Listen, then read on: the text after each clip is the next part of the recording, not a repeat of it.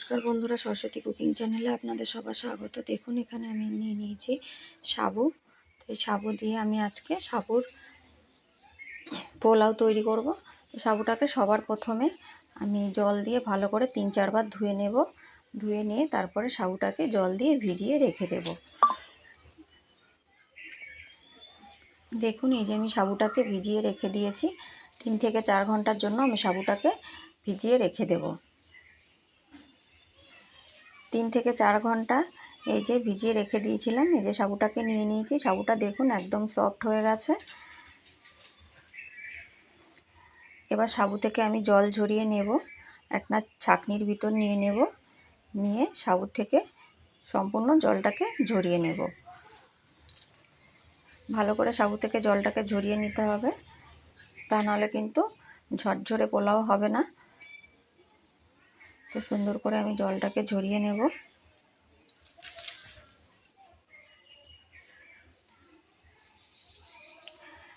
আর এখানে দেখুন আমি কিছু সবজি নিয়ে নিয়েছি। এখানে নিয়েছি মটরশুঁটি, ক্যাপসিকাম, আলু, গাজর আর 3টে চেরা কাঁচা লঙ্কা।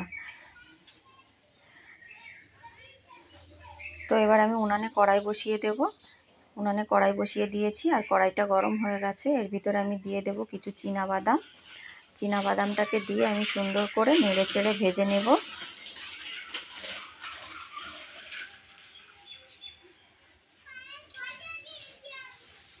সুন্দর করে নেড়ে চেড়ে ভেজে নেব।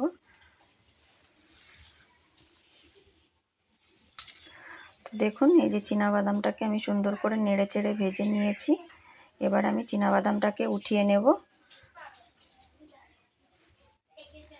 এবার ওই একই কড়াইয়ের মধ্যে আমি দিয়ে দেব সাদা তেল পরিমাণ মতো।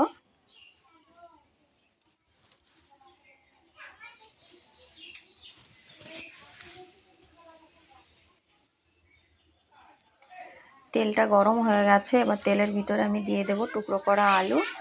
সবার প্রথমে আমি আলুটাকে দিয়ে একটু নেড়ে চেড়ে নেব। তারপর দিয়ে দেব টুকরো করে রাখা গাজর।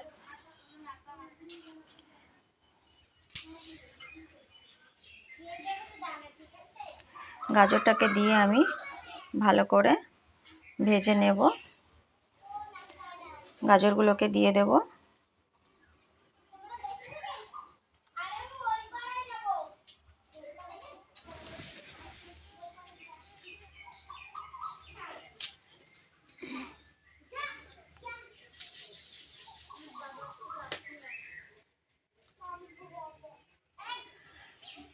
এবার গাজর আর আলুটাকে আমি সুন্দর করে নেড়ে দেব।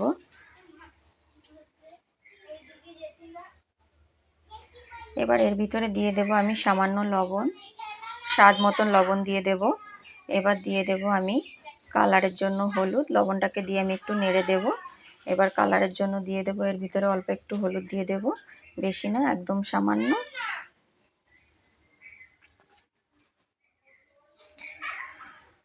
দিয়ে আমি এটাকে ভালো করে নেড়ে চেড়ে ভেজে নেব। আলুটাকে সফট হওয়া পর্যন্ত সুন্দর করে ভেজে নেব।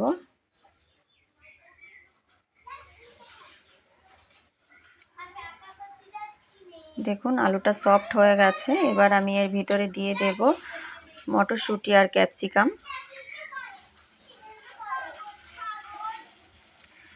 দিয়ে আমি আরেকটু ভালো করে নেড়ে চেড়ে নেব। মটরশুঁটি আর ক্যাপসিকামটা দিয়ে কিন্তু বেশি ভাজা লাগবে না, অল্প একটু ভেজে নিলেই হয়ে যাবে।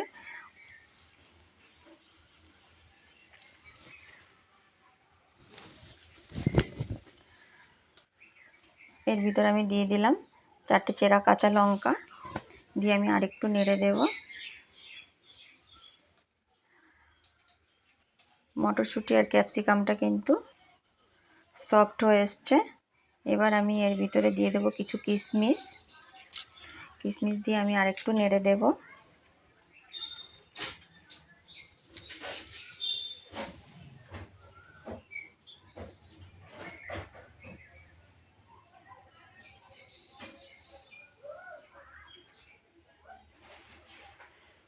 এরপর আমি এর ভিতরে সাবুগুলোকে দিয়ে দেব।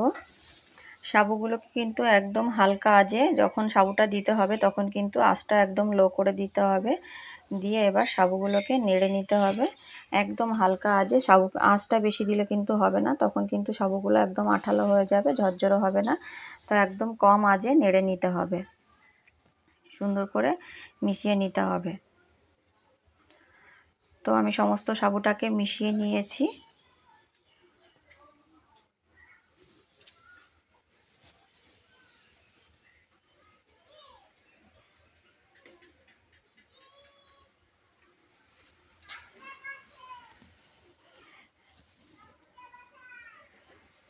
এরপর আমি এর ভিতরে দিয়ে দেব 1 চামচ ঘি, দিয়ে দেব গুঁড়ো করে রাখা বাদাম।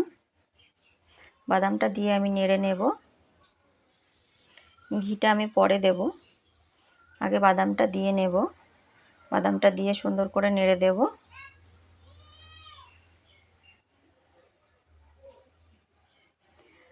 বাদামটাকে গুঁড়ো করে দিলে কিন্তু বন্ধুরা জলটা টেনে নেবে আর সাবুদানাটাও আরও বেশি ঝরঝরে হবে।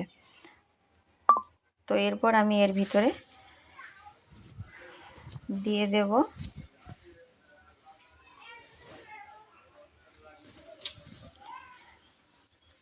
1 চামচ ঘি, দিয়ে দেব, দিয়ে সুন্দর করে নেড়ে দেব। ঘিটাকে মিশিয়ে দেব, দিয়ে দেব গরম মশলা গুঁড়ো,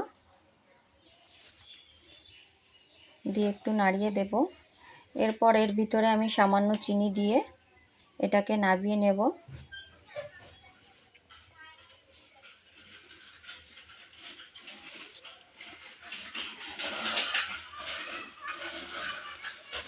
এরপর দেখুন আমি এর ভিতরে দিয়ে দেব সামান্য একটু মিষ্টি। একটু মিষ্টি মিষ্টি পোলাও কিন্তু একটু মিষ্টি মিষ্টি হলেই ভালো লাগে। একটু মিষ্টি দিয়ে আমি নাবিয়ে নেব।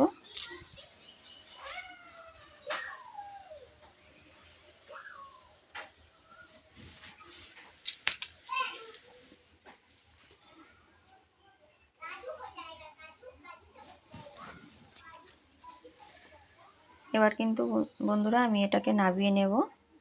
এটা আমার হয়ে গেছে। তো দেখুন বন্ধুরা আমি তৈরি করে নিয়েছি ঝরঝরে সাবু।